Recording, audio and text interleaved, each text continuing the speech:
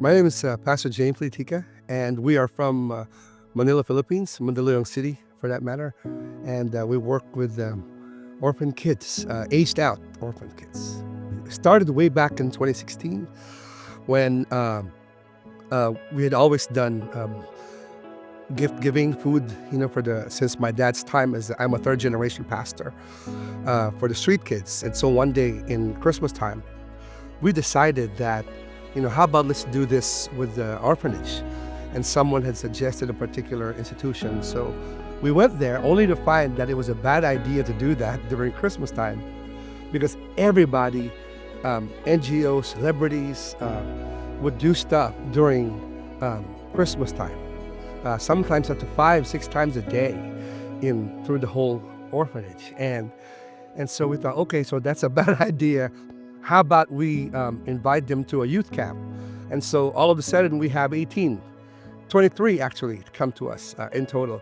And that through that whole week was an incredible time. We got to meet these kids and talk to them and share life with them.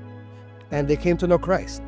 And one day we found ourselves in the office of the administrator, and they said, Pastor, I have a list of 33 kids and they all want to go with you because they're aging out. And when the school year finished, the first batch of 18 kids came to our church. And so we said to the church, we got 18 kids.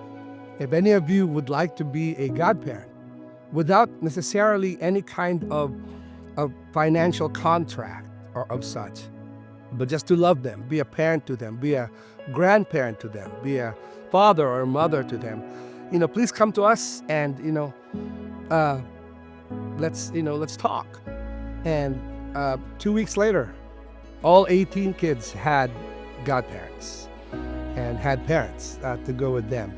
And that actually kicked off I call it a chain reaction of grace. We had Christian schools that have opened up and said, okay, we'll give them scholarships so they can go to school.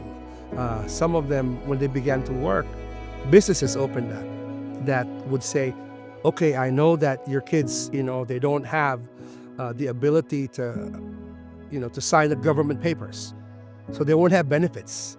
That would mean most of them would have to work at sweatshops or illegal place making way below the minimum wage.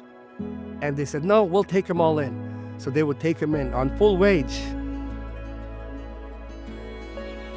As a pastor, my worry initially was, typical pastor, are we adding on this new burden into the church? But what I understood was that it wasn't that way. It didn't become burdensome. In fact, it actually broadened the evangelism and discipleship mind of my church. I realized that I was understanding and teaching orphan care wrong because I was teaching it as a advocacy or as a project. When you do a project, you come in, you take pictures, you're done, then you go home. But when you understand it as a mandate, you understand it's the same as discipleship and evangelism.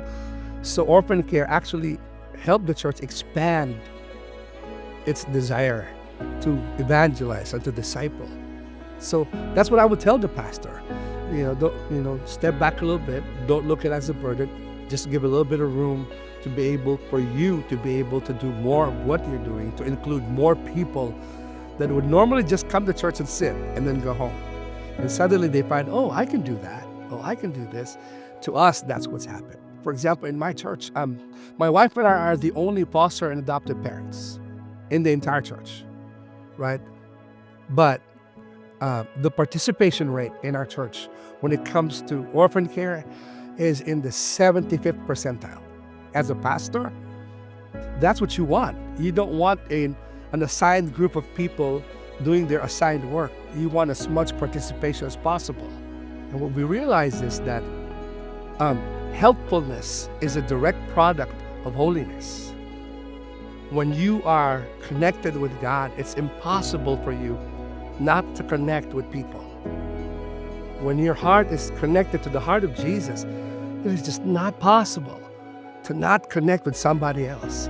And that's what my church has found out. That's what they found out. And Now we have 6 other churches who followed suit, and they understood that even in their poverty, the holiness translates into helpfulness.